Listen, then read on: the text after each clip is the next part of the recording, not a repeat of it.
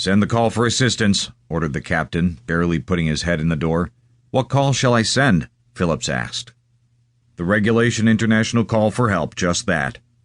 Then the captain was gone.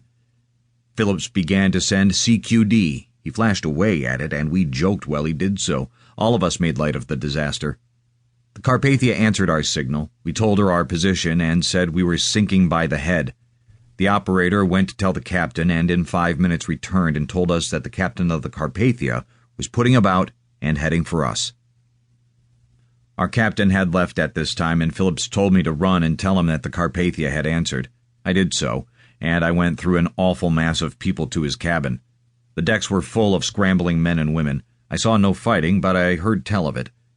I came back and heard Phillips give the Carpathia fuller directions. Phillips told me to put on my clothes. Until that moment, I forgot that I was not dressed. I went to my cabin and dressed. I brought an overcoat to Phillips. It was very cold. I slipped the overcoat upon him while he worked. Every few minutes, Phillips would send me to the captain with little messages. They were merely telling how the Carpathia was coming our way and gave her speed.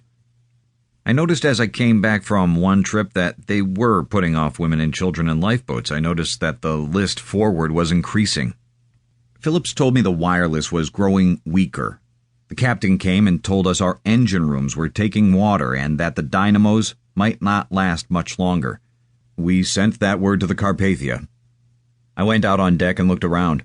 The water was pretty close up to the boat deck. There was a great scramble aft, and how poor Phillips worked through it right to the end, I do not know. He was a brave man. I learned to love him that night, and I suddenly felt for him a great reverence to see him standing there, sticking to his work while everybody else was raging about. I will never live to forget the work of Phillips for that last awful 15 minutes. I thought it was about time to look about and see if there was anything detached that would float. I remembered that every member of the crew had a special life belt and ought to know where it was. I remembered mine was under my bunk. I went and got it. Then I thought how cold the water was. I remembered I had an extra jacket and a pair of boots, and I put them on. I saw Phillips standing out there, still sending away, giving the Carpathia details of just how we were doing. We picked up the Olympic and told her we were sinking by the head and were about all down. As Phillips was sending the message, I strapped his life belt to his back. I had already put on his overcoat. Every minute was precious, so I helped him all I could.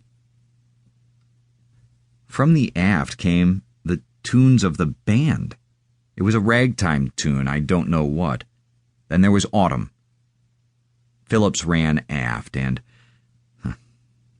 well, that was the last I ever saw of him.